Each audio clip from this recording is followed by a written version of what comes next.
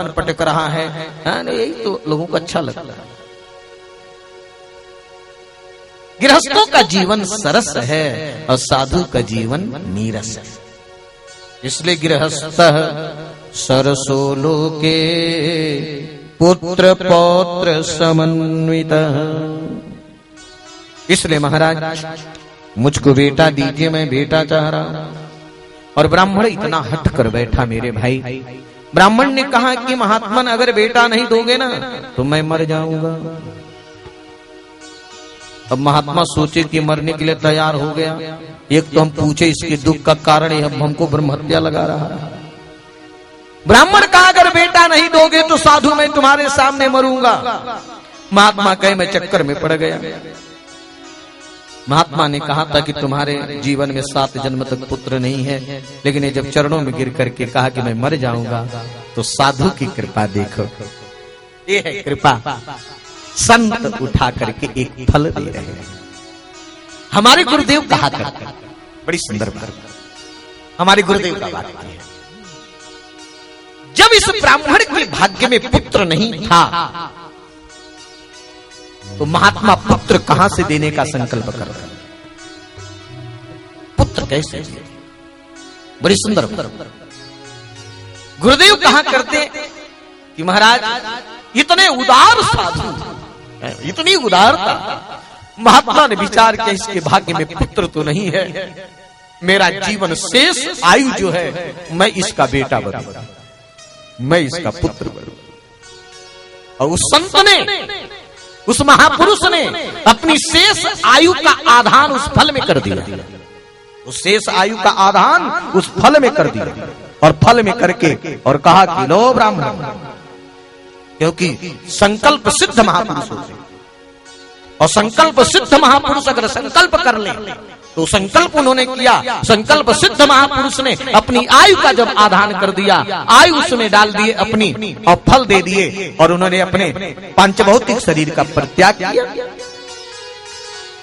ब्राह्मण वो फल लेकर के चला और महात्मा ने फल देते समय सारा नियम बता दिया था कि फल को तुम्हारी पत्नी ठीक से खावे, नहा धो करके खावे, सत्य रहना पड़ेगा, है ना, उसको दान देना पड़ेगा, एक समय भोजन करना पड़ेगा और नियम पूर्वक रहेगी तो उत्तम बेटा पैदा होगा।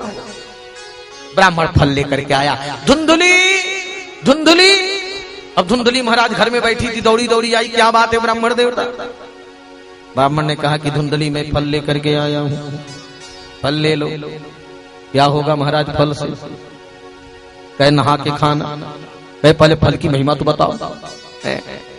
ब्राह्मण ने कहा धुंधुली अगर फल खाओगी ना तो तुमको उत्तम बेटा पैदा होगा, लेकिन तुमको नियम से रहना पड़ेगा, सत्य बोलना पड़ेगा, एक समय भोजन करना पड़ेगा, दान देना पड़ेगा। अगर ना तुम ठीक से 1 वर्ष तक कर लोगी तो तुमको बढ़िया बेटा पैदा होगा। फल तो हाथ में ले ली। अब फल ब्राह्मण दिया, विश्वास कर लिया कि धुंधुली खा लेगी। अब ब्राह्मण चला गया, धुंधुली फल लेकर के देख रही है, फल खा नहीं रही है। तब तक संजोग से उसकी सखी आ गई। होती है ना सखी, सबकी, सब लोगों की सखियां होगी, कोई ना कोई होती है सखी। सखी जब आई तो सखी ने कहा कि सखी ये हाथ में क्या लिए हो? धुंधुली ने कहा सखी मैं फल ली हूं। अच्छा तो फल ली हो तो खा लो। कही कि सखी यही तो गड़बड़ है, फल मैं खाऊंगी तो गड़बड़ हो जाएगा। उसकी सखी ने कहा क्या गड़बड़ हो जाएगा? कहे सखी फल खाई तो गड़बड़ रह जाएगा। एक महात्मा ने दिया है। कहे कि गर्भ रह जाएगा तो कोई बात नहीं, तुम्हारे पति तो चाहते हैं ना गर्भ हो जाए, फल भक्षेण गर्भम स्यात्। कही यही तो मैं चाहती नहीं कि अगर फल खाई तो गर्भ रह गया, गर्भ हो जाएगा तो पेट बढ़ जाएगा। अब पेट बढ़ गया तो बताओ भोजन कम हो जाएगा, और जब भोजन कम हो जाएगा तो मैं कमजोर पड़ जाऊंगी। ये संसार में है। अब कमजोर पड़ गई, अब मान लो संजोग से गांव में कोई डाकू आ गए तो मैं गर्भिणी रहूंगी, शरीर भारी रहेगा, अब सब भाग जाएंगे, मैं भाग भी नहीं पाऊंगी, तब तो हमको मार ही डालेगा। ये संशय है ना, इसलिए मैं फल नहीं खाऊंगा।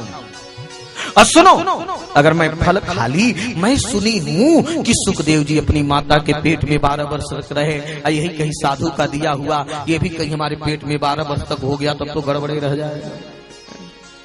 अब मान लो कहीं पेट में टेढ़ा हो गया तो मरणम भवे, तब तो मेरी मृत्यु हो जाए, है ना।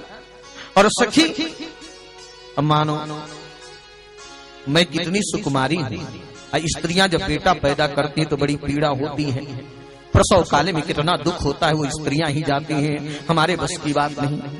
सखी देखो लालन पालन करने में भी बड़ा कष्ट है, वो बच्चा टट्टी कर देता, पेशाब कर देता है, क्या क्या करना पड़ता है, हमारे बस की बात नहीं, हमको तो बड़ा घिना लगे, हम नहीं कर पाए। और हमारे विचार से, अपना विचार कर, हमारे विचार से संसार में 2 ही स्त्रियां सुखी हैं। कौन कौन सखी? तो धुंधुली ने कहा कि संसार में सारे स्त्रियों को दुख है, 2 ही स्त्रियां सुखी हैं, या तो विधवा हो जाए नहीं तो बाझिन। विधवा बाझिन को ही सुख है और सारी स्त्रियों को दुख है। अपना विचार कर रही है, ऐसा विश्वास मत कर लेना, ये अपना विचार कर रही है। इसलिए मैं फल नहीं खाऊं। अब फल नहीं खाई, उसकी सखी आई, चली गई बेचारी, है ना। जब चली गई तो ध्यान दीजिएगा, उसकी बहन आ गई, धुंधुली की बहन। धुंधुली ने अपनी बहन, मैं प्रचार कर दूंगी मेरा बेटा मर गया और मेरा बेटा तेरा बेटा, मैं आकर के पालन पोषण कर दूंगी। दोनों बहन बहन में जुक्ति बने गई, उपाय बने गया। धुंधुली अपना नाटक करने लगी, ब्राह्मण प्रसन्न होने लगे, जो मेरी पत्नी गर्भवती है, महाराज उसकी बहन को बेटा हुआ, बेटा ला करके दे दी। तब धुंधुली ने प्रचार कर दिया कि मुझको तो बेटा हो गया, कहे बेटा होता तो मोहल्ले के लोग जान जाए, क्या पता कोई कहे मुझको तो दर्द नहीं हुआ। और महाराज लेकिन एक बात है, बेटा तो हो गया, अब दूध भी नहीं हो रहा है। कहे दूध हो कैसे महाराज, जब पैदा हो तब न दूध हो। कहे दूध नहीं हो रहा है, मेरी बहन का बेटा मर गया, उसको बुला ला। ब्राह्मण देवता को तो बेटे की जरूरत थी, ब्राह्मण तो बड़े प्रसन्न होकर के महाराज खूब दान दिए, गीत वादित्र घोषो आनम, महाराज खूब ददौ दानम द्विजातिभ्यो जात कर्म च विधायच, खूब जात कर्म ब्राह्मण ने कराया, खूब दान दिया, बाजा बजवाया, सब कुछ करवाने के बाद उसकी बहन को बुला लाया। देखो एक शास्त्र का विधान है, बरहों के बाद नामकरण का विधान होता है। आजकल तो लोग महाराज बच्चा पैदा हुआ अपने मन से नाम रख लेते हैं, ना। नाम अपने मन से रखना भी नहीं चाहिए, किसी ब्राह्मण से संत से रखवाना चाहिए, विद्वान से रखना है बरहों होने के बाद। लेकिन ब्राह्मण अपने पुत्र का नाम अपने रख सकता है, ब्राह्मण को रखने का अधिकार। ब्राह्मण ने कहा कि जब बेटा पैदा हो गया, बरहों हो गया, मैं नाम रख दूं। धुंधुली भी बैठी, धुंधुली ने कहा कि क्या नाम रखोगे? क्या मैं नाम रखूंगा, अपने नाम से नाम पड़ेगा। मेरा नाम है आत्मदेव तो देवांतक नाम रखूंगा, मेरा नाम आत्मदेव है तो मेरे बेटे का नाम ब्रह्मदेव होगा। धुंधुली ने कहा कि भगो यहां से, आए नाम रखने के लिए, मैं इतना कष्ट करके पैदा क्यों, नाम तुम तोरो रखोगे, तेरे नाम से नाम नहीं पड़ेगा, मेरे नाम से नाम। अच्छा तेरा नाम क्या है? कहे मेरे नाम में लगा है धुंधु और मेरे बेटे के नाम में लगेगा धुंधु। मेरा नाम है धुंधुली तो मेरे बेटे का नाम धुंधकारी होगा। चलो भैया कोई बात नहीं, धुंधुली ने नियम बदल दिया, अब धुंधकारी नाम पड़ गए। और उस फल की परीक्षा के लिए महाराज गाय को, जिस दिन अपनी बहन से विचार किया उसी समय उस फल को गाय को खिला दिया। संत की वाणी कभी असत्य नहीं होती है। 3 महीने के बाद गाय से भी बेटा पैदा हुआ, और गाय से जब बेटा पैदा हुआ है और संत का प्रसाद है, क्या कहना है, बड़ा सुंदर पुत्र पैदा हुआ।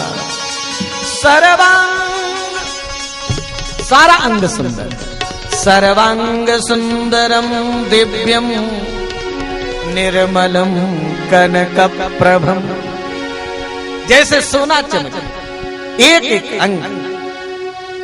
गांव के लोग बड़े प्रसन्न हुए कि आत्मदेव कितना भाग्यशाली हो गया। आत्मदेव को कोई बेटा नहीं होता था, अब आत्मदेव की गाय भी बेटा पैदा करने लगी। आत्मदेव के भाग्य की लोगों ने सराहना करी। ध्यान दीजिएगा, आत्मदेव ने कहा कि धुंधुली तो नियम बदल दी, पहले बाप के नाम से नाम पढ़ता था लेकिन अब माँ के नाम से नाम पढ़ने लगा। उसने अपने बेटे का नाम धुंधकारी रखा, तब इस बेटे के नाम में भी माँ का नाम आना चाहिए। इसका कान गाय जैसे है, पूरा अंग मनुष्य जैसे है, इसलिए इनका नाम गोकर्ण होगा। बोलो गोकर्ण जी महाराज की गोकर्ण। और बस ज्यादा नहीं, बस एक ही सूत्र आप समझ लें। 2 बेटा हुए, एक बेटा धुंधुली को हुआ है और एक बेटा गाय को हुआ है। एक बेटा अपने पति से छल करके हुआ है, अपने पति से कपट करके हुआ है, और एक बेटा संत के प्रसाद से हुआ है, संत की कृपा से हुआ है। दोनों में अंतर देखिए। जवान दोनों हुए, लेकिन जवानी में विचारों का, बुद्धि का अंतर है ना। जो संत की कृपा से हुए वो परम ज्ञानी हुए, परम विद्वान हुए, परम भक्त हुए, और पति के छल और कपट से जो पैदा हुआ महाराज महापापी निकला। गोकर्णो पंडितो ज्ञानी, गोकर्णो पंडितो ज्ञानी, धुंधकारी महाखल, बड़ा खल निकला। इसकी खलता मैं बता दूं, ज्यादा नहीं बता पाऊंगा, इतना दुष्ट था महाराज। बस इतना समझ लो, जो नहीं खाना चाहिए वो खाता था। अब हम नाम नहीं खोलेंगे, आप लोग समझ लेंगे। जो नहीं खाना चाहिए सो खाता था, और जो नहीं पीना चाहिए वो पीता था। अंधे मिल जाए, दीन मिल जाए तो महाराज सतावे। इतना दुष्ट था, किसी का लड़का देखे कहे भाभी तेरा लड़का बड़ा सुंदर है, लाओ खिलाऊं, और लड़के को ले जाए और खिलाते खिलाते कुआं में डाल दे, किसी के घर में आग लगा दे, है ना। और इतना दुष्ट था कि इसके दो साथी थे, चांडाल और कुत्ते। कुत्तों और चांडाल को लेकर के दौड़े महाराज।